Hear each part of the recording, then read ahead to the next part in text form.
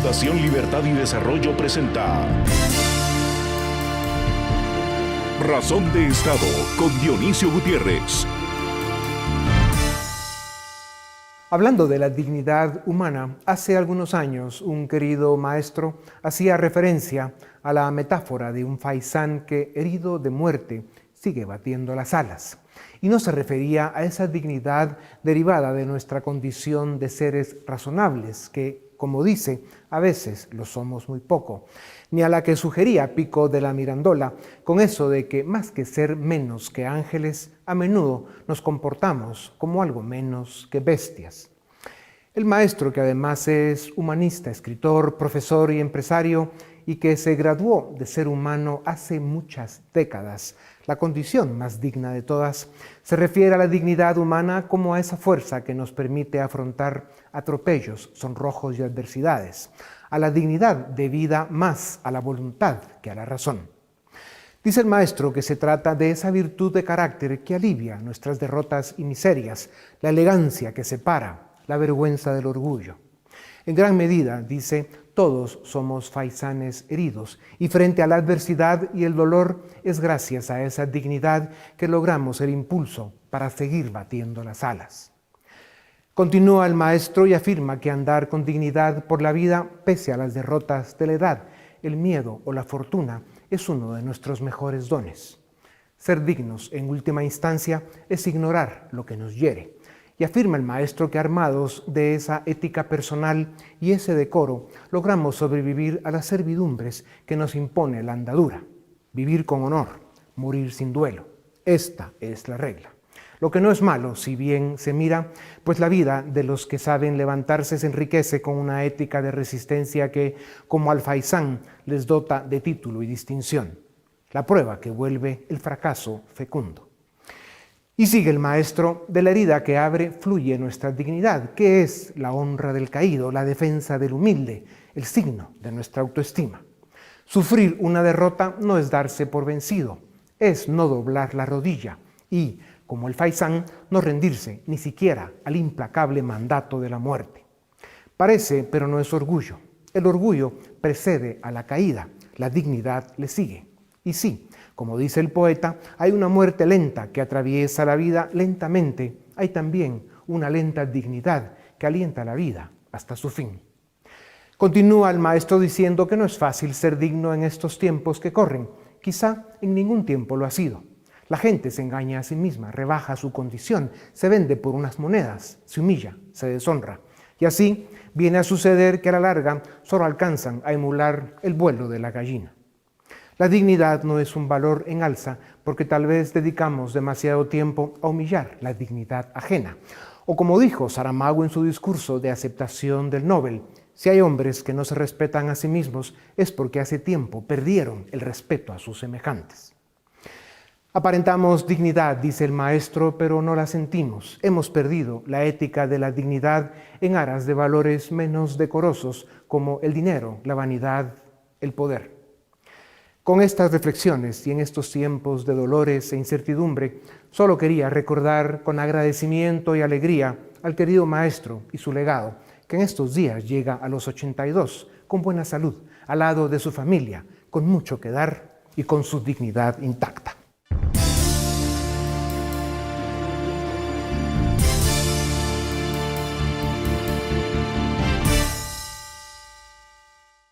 A lo largo de la historia, el trabajo ha sido uno de los pilares de la vida humana.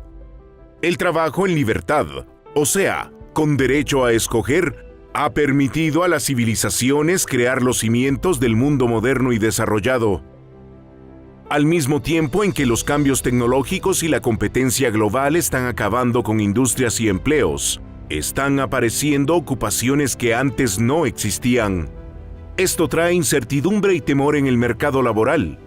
Esto trae desafíos, pero, sobre todo, oportunidades. Una mayor automatización del trabajo permitirá a los trabajadores realizar tareas de mayor valor y eliminar tareas básicas y repetitivas. Sin duda, esta disrupción afecta a profesiones operativas, legales, contables, administrativas y otras. Este es el desafío que debemos enfrentar.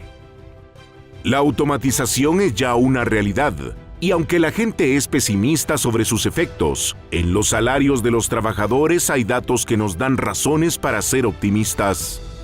En 2019, el desempleo en los países ricos era el más bajo desde la década de 1960. Los ingresos crecían cerca de un 3% anual y, en Estados Unidos, los salarios de los trabajadores peor pagados crecían a un ritmo del 50% más rápido que el de los trabajadores mejor pagados. Por otra parte, la demanda de nuevas profesiones cambia hoy tan rápido que no existen las carreras universitarias para preparar las habilidades y los oficios que se están demandando. Por ello, el debate sobre el futuro del trabajo es un tema de suma importancia en nuestro tiempo. Si bien resulta difícil proyectar cuál será el futuro del trabajo en 1 o 2 décadas, sí existe un consenso respecto de que los sistemas educativos tienen que cambiar para preparar a los trabajadores del futuro para un mundo incierto y en cambio constante. Recientemente, 40.000 empleadores en 43 países fueron encuestados, y de ellos, el 45% de empresas dijeron no encontrar en el mercado los trabajadores con las destrezas que requieren. El sistema educativo deberá transformarse, volverse más flexible, ir más allá de las carreras de grado que hoy ofrece. Hoy toma años sacar carreras que están quedando obsoletas a pasos agigantados. Lo que el mercado laboral necesita es una oferta de microcredenciales y certificaciones adaptadas a las necesidades de las industrias florecientes, con capacidad de incorporar y actualizar competencias de forma regular. Los problemas son más grandes en los países en desarrollo. Si no se hacen los cambios necesarios, más de 800 millones de jóvenes en 5 continentes no tendrán la oportunidad de desarrollar las destrezas básicas en lectura y matemáticas que les permitan adquirir las aptitudes que el futuro demanda. En un mundo con tantos desafíos y con cambios tan acelerados, cobra mayor importancia la salud mental y las destrezas emocionales. En 2019, se experimentaron tasas altas de desgaste mental, una anomalía que se incrementó con el aumento del teletrabajo en 2020. En Estados Unidos, el 68% de los millennials y el 80% de la generación Z han manifestado su intención de abandonar sus trabajos por razones de salud mental, en comparación con un 50% de los encuestados en 2019. Sin duda, vivimos tiempos extraordinarios que necesitan ser mejor gestionados. Serán vitales una cultura de resiliencia mental y la capacidad de adaptarse a situaciones de adversidad para que tanto las empresas como los trabajadores atraigan, conserven y fomenten el talento a medida que el futuro del trabajo continúa evolucionando.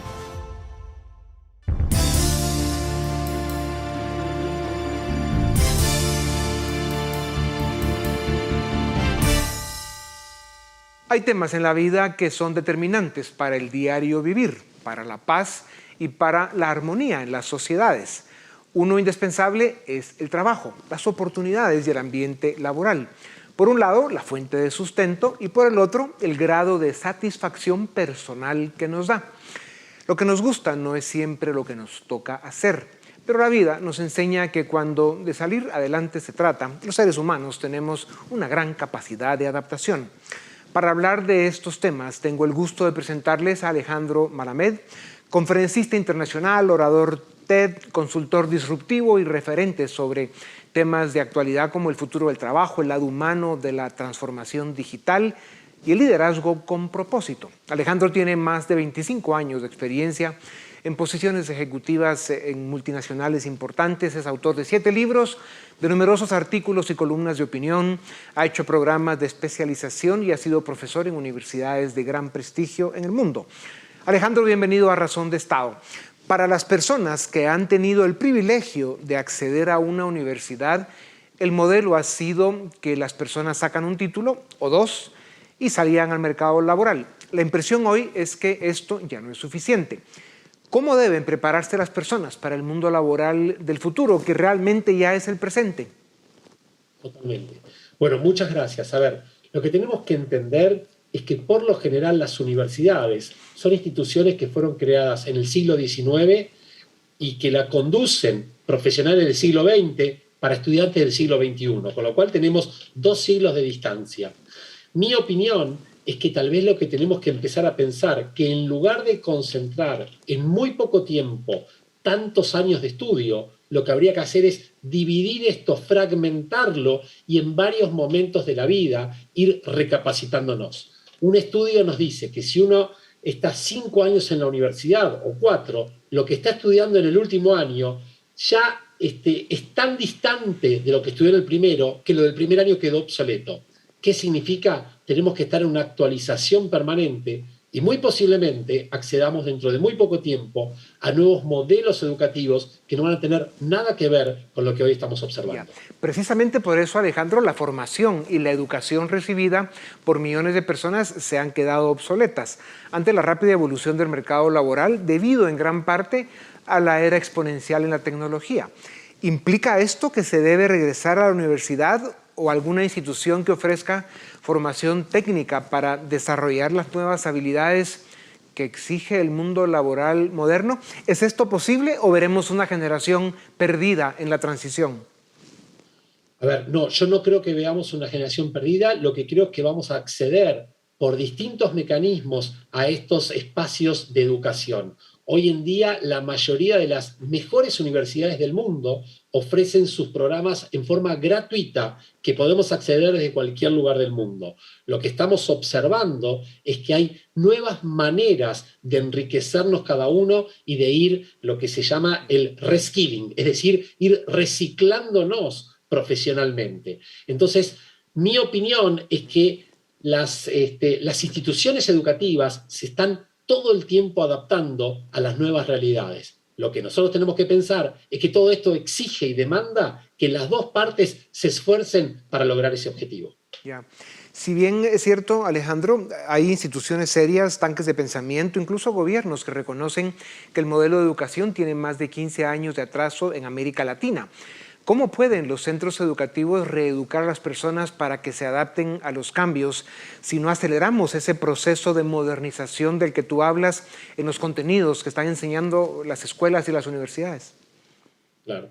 Yo creo que lo que estamos observando hoy es que, y me pasa en las universidades, los alumnos saben más que los docentes. Entonces creo que lo que tenemos que entender es que cambió el rol del docente. El docente no es el que sabe todo, sino el que tiene las mejores preguntas. El docente es la persona que estimula el aprendizaje. No es el sabedor o el integrador de los conocimientos, sino que es el facilitador del aprendizaje de cada uno de los aprendientes. Y todos nosotros tendremos que convertirnos en lo que se llama long life learners, es decir, estudiantes de por vida, aprendientes de por vida, porque la evolución nos lleva a que los contenidos van modificándose todo el tiempo. Sí, no, es un excelente punto. Al final es un reencuentro entre la oferta tradicional de educación que hemos tenido y la demanda, ¿no? Hoy tenemos una demanda mucho más exigente y que además necesita un conocimiento puesto al día. Alejandro, ¿cómo afectan la vida de los trabajadores los cambios drásticos y acelerados que vivimos? Hay más casos, ya lo mencionábamos fuera de cámara, de depresión o incluso de suicidios a causa de las decepciones y exigencias del mundo laboral de hoy. ¿Qué piensas de esto? A ver, evidentemente el nivel de demandas es imposible de satisfacer con las capacidades que tenemos. Con lo cual lo que se está produciendo es esa necesidad de ver cómo compensamos ese exceso de demanda. ¿Qué es lo que sucede? Muchas personas lo compensan con menor tiempo de dormir, con menor tiempo de dedicar a la familia. Yo creo que vamos hacia un proceso y acaba de salir este concepto. Antes se hablaba de work and life balance, el equilibrio entre la vida y el trabajo. No existe más eso, lo que existe es la armonización de toda la vida. Creo que tenemos que entender que el trabajo es una faceta más, un plano más de nuestra vida.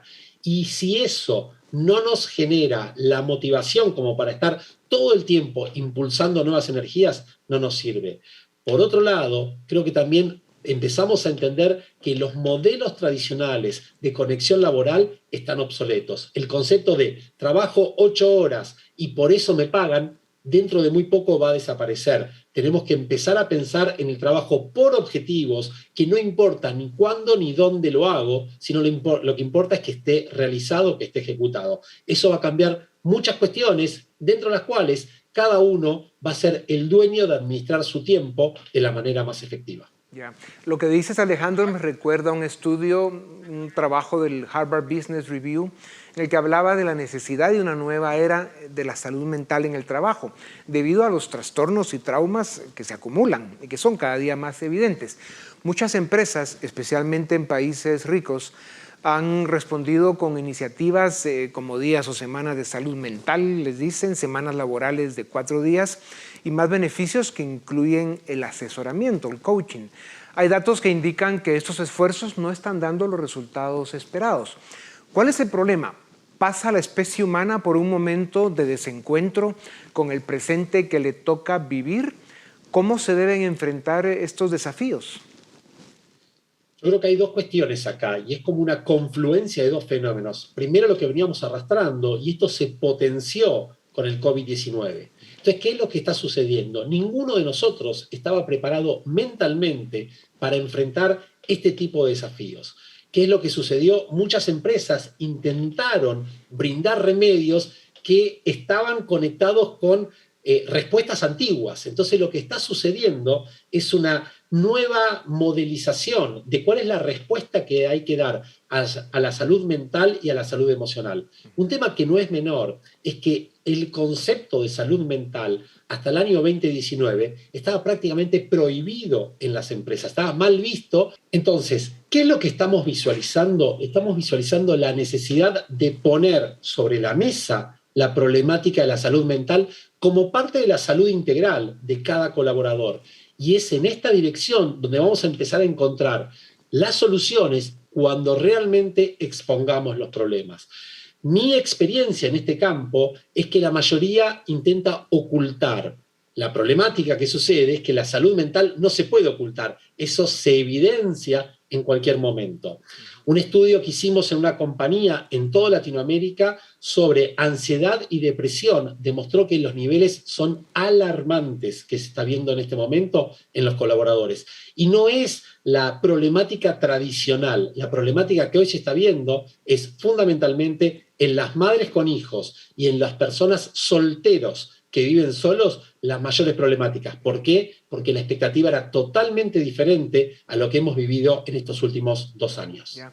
¿Y no crees, Alejandro, que precisamente por eso algunas de las habilidades que se deben desarrollar en el mundo de hoy para adaptarse pues a esta realidad que nos toca vivir tiene mucho que ver con eso que llaman el aprender a conocerse a uno mismo, el desarrollar pues esas habilidades personales, emocionales, humanas que nos pueden hacer personas más fuertes, más resilientes, más capaces de enfrentar pues, los tiempos que nos toca vivir? Uno no escucha de las generaciones a las que les tocó vivir la Primera, la Segunda Guerra Mundial, la depresión económica o la peste que mató entre 50 y 100 millones de seres humanos. De esas crisis salieron probablemente los líderes y estadistas que construyeron el mundo del que hoy nos beneficiamos. Entonces, ¿cómo sobrevivir a estos cambios tan drásticos para no solo, por un lado, conservar empleos, sino por otro lado, ser personas más resilientes y capaces de gobernarnos mejor? Sí, coincido plenamente. A ver, hasta hace algunos años el concepto que respondía a esto era la famosa inteligencia emocional a partir de Daniel Goleman. Ahora, ¿qué es lo que sucede? La inteligencia emocional es conocer mis emociones y conocer las emociones del otro. La teoría que supera a la inteligencia emocional se denomina la agilidad emocional. ¿En qué se distinguen? Yo puedo conocer mis emociones y las emociones del otro y manipular a la otra persona y llevarla por el mal camino. La agilidad emocional es reconocer estas emociones propias, las emociones de los otros, tratar de acompañar lo que sucede con las emociones, pero fundamentalmente la actitud, el comportamiento, basarlo en valores. Para mí, lo que va a marcar el cambio de época es cuando todos aquellos que tienen la responsabilidad de liderar familias, empresas, comunidades, países tengan por sobre todo los valores en los cuales se fundamenten las decisiones y otra palabra que emerge y que es la que sintetiza todo esto, el sentido de propósito. El propósito es para qué estamos en el mundo. Y algo que se ha visualizado es que mucha gente, a partir de estos 2 años y las experiencias que tuvimos, se está replanteando dónde trabajar, para qué trabajar, cómo trabajar y con quién trabajar. Por eso se da un fenómeno denominado la gran renuncia que cambió totalmente los esquemas tradicionales. Claro. Otra dimensión de esto que nos toca vivir y que tiene mucho que ver con todo este drama emocional, que es un factor al que hay que poner atención, para aquellos trabajadores que se están quedando o se quedarán sin empleo por la revolución tecnológica. Yo veo esto de la gran renuncia que estamos viendo en países como Estados Unidos. Este es un capítulo muy temporal. Lo más probable es de que eso cambie y muy pronto, pero en todo caso, ¿qué deben hacer para reinventarse las personas? ¿Es posible? ¿Qué y cuánto tiempo tomaría? Está muy bien. Este concepto, hay un profesor que se llama Joseph Youn, que lo denomina la angustia de los robots. La angustia de los robots es esa sensación que tenemos todos, que en algún momento viene el robot y se lleva mi trabajo. La respuesta que él brinda es que hay nuevas alfabetizaciones que todos tenemos que tener. Primero habla de la alfabetización tecnológica, en segunda instancia de la alfabetización en datos y tercero, la alfabetización humana. ¿Qué significa? Tenemos que incorporar las 3 dimensiones para ser competitivos en el mundo en el cual nos estamos nosotros desarrollando. Y en ese sentido hay múltiples opciones.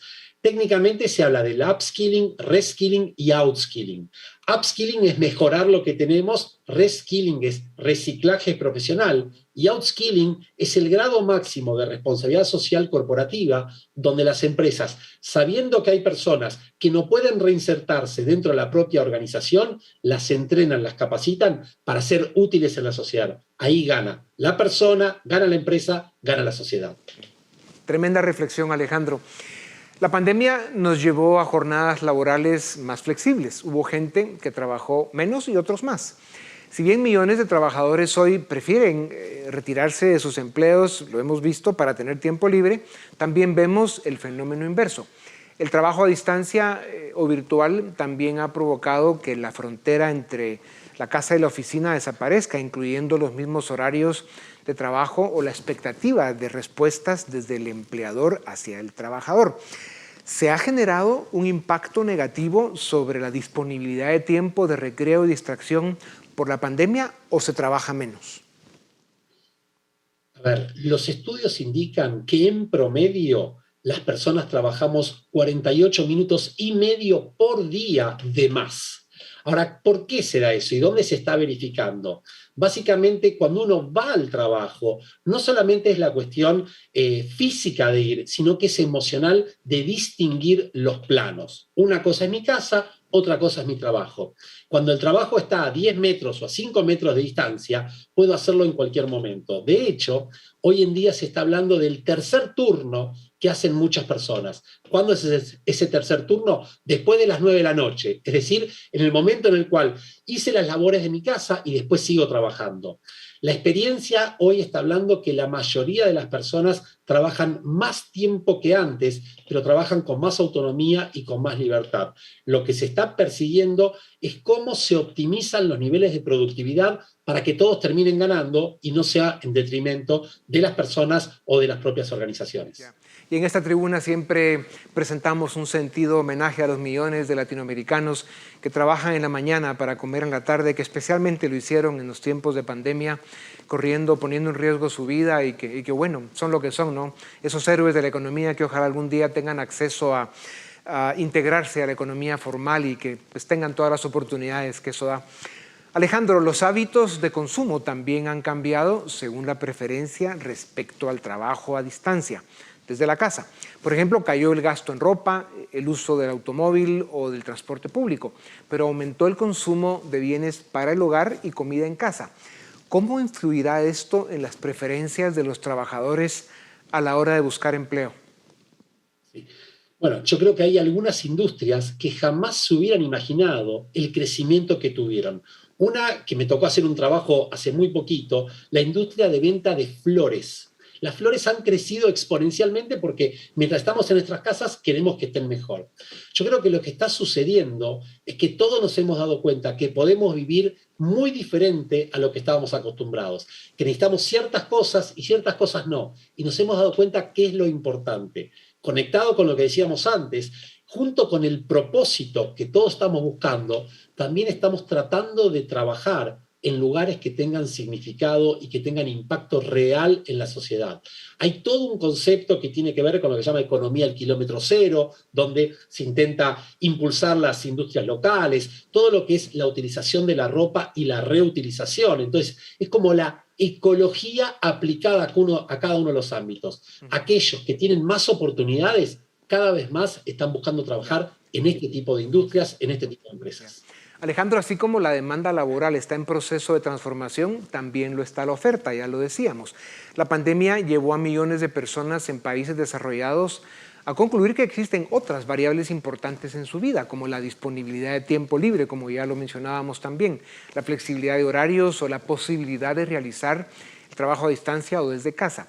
Estamos viendo que hoy, a diferencia de 2019, más profesionales y trabajadores prefieren abandonar buenas oportunidades laborales porque desean potenciar esas otras variables subjetivas. ¿Cómo cambiará esto el mundo? ¿Implica esto que el trabajador hoy tendrá más peso en definir las condiciones de su contratación o esto lo determinará el mercado? A ver, mi opinión es que cada vez más aquellos que pueden elegir, y está muy bien hacer esta distinción entre los que tienen la oportunidad de elegir, cada vez más están orientados a lo que se denomina la economía de la experiencia. Más que el tener, lo que la gente está buscando es el disfrutar. Entonces lo que está sucediendo es que todos están dirigiéndose hacia aquellos tipos de trabajo que ofrecen experiencias diferentes. Y estamos encontrando muchas oportunidades novedosas que antes hubieran sido imposible de considerar. Entonces, esta economía nueva que está emergiendo nos permite explorar nuevas cosas y darnos cuenta que industrias, como por ejemplo la del automóvil, estén en alerta porque se están dando cuenta que la gente lo que busca es un objeto de movilidad, no busca tener un auto todo el tiempo. Lo mismo pasa con la vivienda, lo mismo pasa con los hoteles, con un montón de actividades que se están dando cuenta que si no se reformulan, quedan fuera del mercado. ¿Cuál es el impacto mayor? Es que esto sucede exponencialmente rápido. Entonces es tan veloz que la capacidad de reacción es crítica, con lo cual hay una palabra del juego y la palabra es agilidad. Es la capacidad de responder rápido y la capacidad de brindar lo que el usuario, el cliente está esperando y obviamente también el trabajador. Yeah.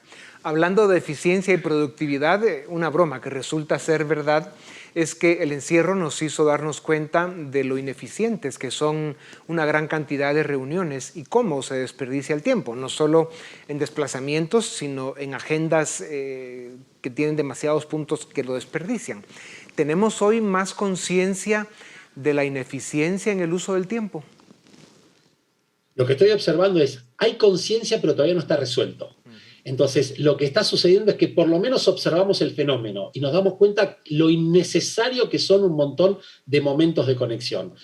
Quiero transmitir, hay un profesor que se llama Thomas Malone del MIT, que él tiene una idea. Y él lo que dice es, la próxima revolución no va a ser tecnológica, sino la forma como colaboramos. Tal vez la respuesta sea el metaverso, tal vez la respuesta sea la realidad virtual, no sabemos qué, pero seguramente todos vamos a interactuar y colaborar de una manera que hoy ni siquiera tenemos la capacidad de imaginarnos. Ahí está el verdadero cambio. Yeah.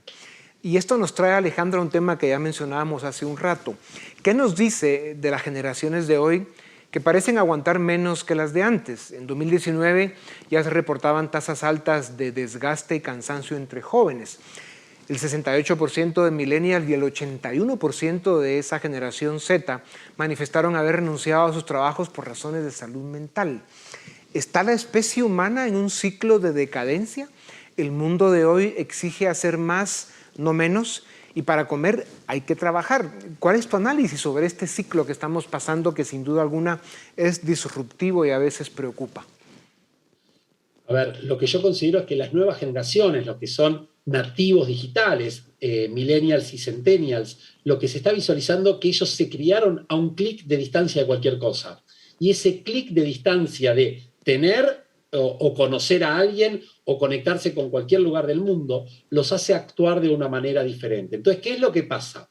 Nos estamos acostumbrados a hablar de años de experiencia. Las nuevas generaciones hablan de experiencias en esos años. Entonces, creo que este concepto de la economía de la experiencia se lleva a cada uno de los ámbitos y esta intranquilidad que tienen por estar demasiado tiempo en algún lugar es lo que se visualiza cuando postean en cualquier red social y si al minuto no recibieron likes, se ponen nerviosos. Bueno, claro, esto se lleva a todos los ámbitos y en el trabajo se está visualizando, generando una revolución enorme en la agilidad y movilidad que tienen que tener las empresas para poder fidelizar a sus colaboradores más talentosos. Ya. Claro, de lo que tú hablas es que tenemos un problema de expectativas, ¿no? Ese tema del clic y la velocidad a la que vivimos, pues ha generado expectativas que están acá, pero la realidad está acá, y lo que hay en medio es frustración.